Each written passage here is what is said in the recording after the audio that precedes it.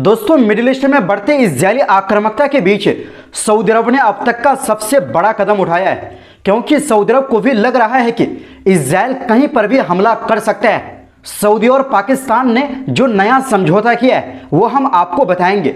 आखिर ये क्यों खास है, जिसकी अरब दुनिया में काफ़ी चर्चा हो रही है। इसके अलावा आपको बताएंगे अरब जनता का दबाव लाया रंग, कुवैत और बहरीन से इजरायली समर्थक कंपनी का कारोबार बंद, फिलिस्तीन के हक में बड़ी जीत, और साथ में आपको बताएंगे सरेंडर करने के करीब यूक्रेनी सेना, पुतिन खुद दे रहे रूसी सेना को निर्देश, मिलिट्री ड्रेस पहनकर युद्ध अभ्यास का लिया जायजा, पश्चिमी देशों को सीधा संदेश, और साथ में आपको बताएंगे ट्रंप की ब्रिटेन पहुंचने पर जबरदस्त बवाल, हजारों की संख्या में विरोध प्रदर्शन। तो बिना देर किए बात करते हैं खबरों की। दोस्तों, क्षेत्र में बढ़ते इजरायली आक्रामकता के बीच सऊदी अरब ने अब तक का सबसे बड़ा कदम उठाया है, क्योंकि इस बार डिफेंस डील अमेरिका से नहीं बल्कि पाकिस्तान से किया है, और यह काफ़ी अहम माना जा रहा है। दोस्तों, सऊदी अरब और परमाणु हथियार रखने वाला पाकिस्तान अब और मजबूत दोस्ती के रिश्ते में बंध गए हैं। दोनों देशों ने एक बड़ा रक्षा समझौता यानी डिफेंस पैक्ट किया है। इस समझौते के तहत साफ लिखा है कि अगर किसी भी एक देश पर हमला हुआ तो उसे दोनों पर हमला माना जाएगा और दोनों मिलकर जवाब देंगे। बुधवार को रियाद में सऊदी क्राउन प्रिंस मोहम्मद बिन सलमान और पाकिस्तानी प्रधानमंत्री शहबाज शरीफ की मुलाकात हुई। दोनों नेताओं ने आपसी रिश्तों को मजबूत करने, सुरक्षा और शांति बनाए रखने और हालिया हालात पर बात की। अल जजीरा के मुताबिक ये समझौता अचानक नहीं हुआ, बल्कि कई सालों से चल रही बातचीत का नतीजा है। एक सऊदी अधिकारी ने कहा कि ये किसी खास देश या घटना की वजह से नहीं, बल्कि पुरानी गहरी दोस्ती को और मजबूत बनाने का कदम है।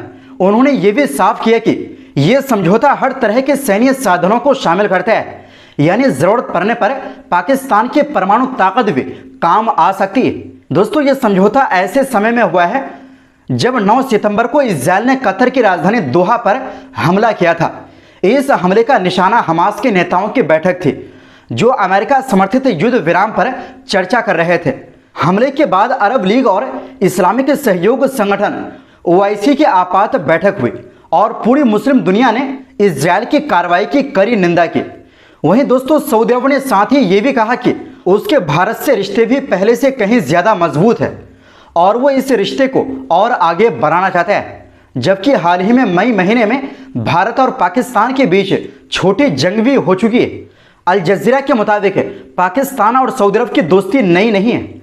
1967 से अब तक पाकिस्तान 8,200 से ज़्यादा सऊदी सैनिकों को ट्रेनिंग दे चुका है और दोनों ने मिलकर कई बार सैन्य अभ्यास भी किए। सीधे शब्दों में कहें तो ये समझौता दिखाता है कि सऊदी अरब और पाकिस्तान अब खुलकर दुनिया को बता रहे हैं कि अगर किसी ने इनमें से एक को छेड़ा तो जवाब दोनों मिलकर देंगे। अब सवाल ये कि इसके निशाने पर सबसे ज़्यादा कौन होंगे? मेरे हिसाब से तो इजरायल होंगे। वैसे आपको क्या लगता है, क्या सऊदी अरब ने यह समझौता करके सही किया या नहीं? अपनी राय कमेंट बॉक्स में ज़रूर दें।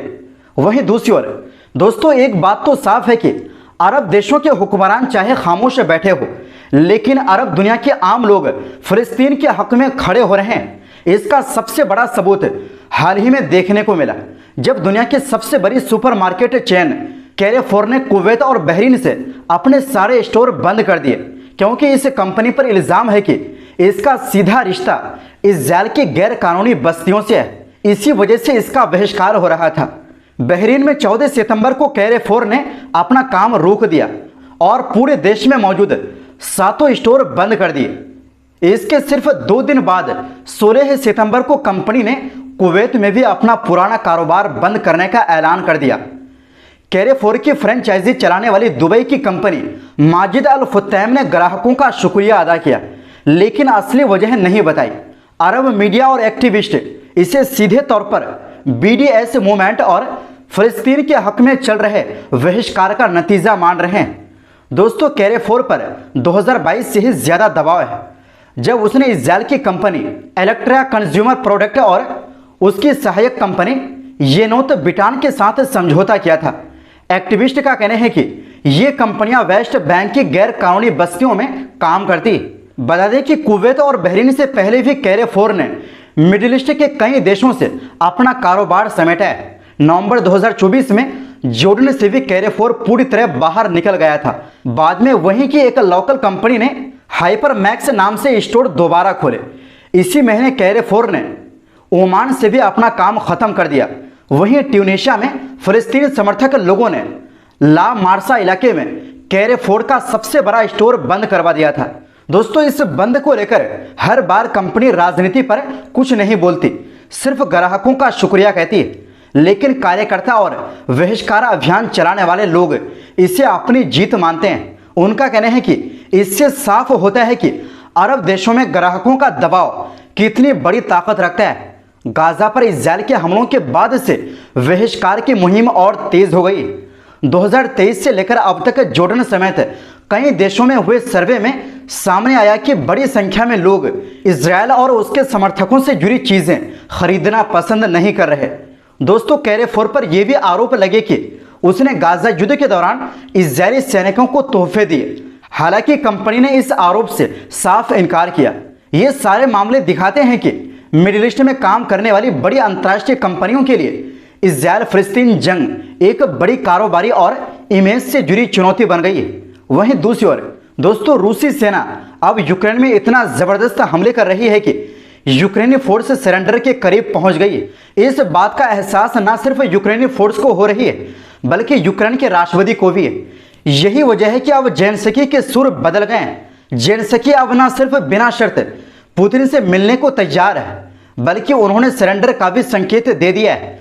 मतलब ये कि अब जेलेंस्की रूस की शर्तों पर सीज फायर करने को तैयार नजर आ रहे हैं। सवाल यही है कि आखिर जेलेंस्की में ये परिवर्तन कैसे आया, इसकी वजह क्या है। रिपोर्ट के मुताबिक रूस के राष्ट्रपति व्लादिमीर पुतिन वार रूम में पहुंच गए हैं। पुतिन वार रूम से ही अपनी सेना को आदेश दे रहे हैं। पुतिन के आदेश पर रूसी सेना यूक्रेन में तबाही का नया और भयावह अध्याय लिख रही है। रूसी सेना 2 दिनों से जिस तरह से हमले कर रही है, उससे यूक्रेनी फोर्स सरेंडर के करीब पहुंच गई है। पुतिन जपार्ड सैन्य अभ्यास में सैनिकों से मिलने मिलिट्री ड्रेस में ही पहुंचे और उन्होंने अपने जवानों का मनोबल बढ़ाया है। ट्रेनिंग ग्राउंड के अपने दौरे के दौरान रूस के राष्ट्रपति ने आमंत्रित विदेशी देशों के प्रतिनिधियों के साथ बातचीत की। साथ ही व्लादिमीर पुतिन ने अभ्यास में शामिल हथियारों, सैन्य और विशेष उपकरणों का भी निरीक्षण भी किया। वहीं रूस के जबरदस्त हमले के बाद अब जेलेंस्की भी बैकफुट पर आ गए हैं। जेलेंस्की ने पहली बार सरेंडर या कुर्सी छोड़ने का संकेत दिया है। जेलेंस्की के डर की वजह बीती रात रूस ने यूक्रेन में 500 से ज्यादा ड्रोन, 300 से ज्यादा ग्लाइड बम और करीब 30 मिसाइलों की बरसात की। यानी रूस ने करीब 850 प्रोजेक्टाइल दागे। रूस ने यूक्रेन के कई प्रांतों में एक साथ हमले किए हैं। सीरियल विस्फोट की वजह से पूरा यूक्रेन बुरी तरह दहल गया है। इन हमलों की सबसे खास बात यह रही कि पुतिन ने खुद वार रूम से ऑपरेशन पर नजर रखी। रूसी सेना की भीषण बमबारी का परिणाम यह हुआ कि यूक्रेनी फोर्स न सिर्फ हथियार डालने के कगार पर पहुंच गई, बल्कि जेलेंस्की ने भी सरेंडर करने का संकेत दे दिया, जिसके बाद लग रहा है कि जल्द ही इस युद्ध में पुतिन की शर्तों पर युद्ध विराम हो सकता है। वहीं दूसरी ओर दोस्तों, अमेरिकी राष्ट्रपति डोनाल्ड ट्रंप का ब्रिटेन दौरा, जहां एक तरफ शाही अंदाज में स्वागत के साथ शुरू हुआ, वहीं दूसरी तरफ सड़कों पर गुस्से और विरोध के नारों से गूंज उठा। मंगलवार रात ट्रंप और उनकी पत्नी मेलानिया ब्रिटेन पहुंचे, जहां राजा चार्ल्स III ने विंडसर कैसल में उनका शानदार स्वागत किया। लेकिन जैसे ही उनके दौरे का दूसरा दिन शुरू हुआ, लंदन के बीचों बीच हजारों लोग सड़कों पर उतर आए।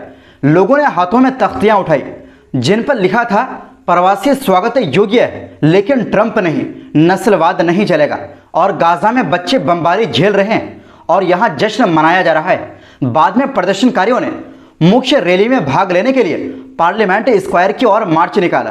प्रदर्शनकारियों ने नारे लगाए, डोनाल्ड ट्रंप आप छिप नहीं सकते, हम आप पर नरसंहार का दावा ठोकते हैं, और कीर स्टारमर शर्म करो आप। दोस्तों, ये विरोध स्टॉप ट्रंप नामक गठबंधन ने आयोजित किया था। पुलिस को सुरक्षा के लिए 1600 से ज्यादा जवान तैनात करने पड़े। जोई गार्डनर, जो इस गठबंधन से जुड़ी है, उन्होंने कहा, ब्रिटेन के लोगों को यह मौका मिलना चाहिए कि वो ट्रंप और उनकी नीतियों के खिलाफ अपनी नाराजगी जाहिर कर सकें। वहीं 58 साल के जो विलियमसन ने चिंता जताई, मुझे डर है कि दुनिया पर बुरे लोग काबिज हो रहे हैं। उन्होंने हाल ही में हुए एक दक्षिणपंथी रैली का जिक्र करते हुए कहा कि उसमें 1,10,000 लोग शामिल हुए थे और वो बेहद नस्लवादी थे। लेकिन विरोध सिर्फ नारों तक ही सीमित नहीं रहा। कुछ लोगों ने विंडसर कैसल की दीवारों पर ट्रंप और यौन अपराधों में दोषी बिजनेसमैन जेफरी एप्स्टीन की तस्वीरें चिपका दी। पुलिस ने इसे लोगों को भड़काने की कोशिश बताते हुए 4 लोगों को गिरफ्तार कर लिया। यानी एक तरफ शाही महल में ट्रंप का सम्मान और दूसरी तरफ लंदन की सड़कों पर गुस्से का सैलाब। यही रहा उनके दौरे का सच्चा नजारा। तो दोस्तों, फिलहाल के लिए इस रिपोर्ट में बस इतना ही। आपसे गुजारिश है, हमारी सपोर्ट के लिए चैनल को सब्सक्राइब जरूर करें और इस वीडियो को लाइक शेयर करना ना भूलें। बहुत बहुत शुक्रिया। अल्लाह हाफिज।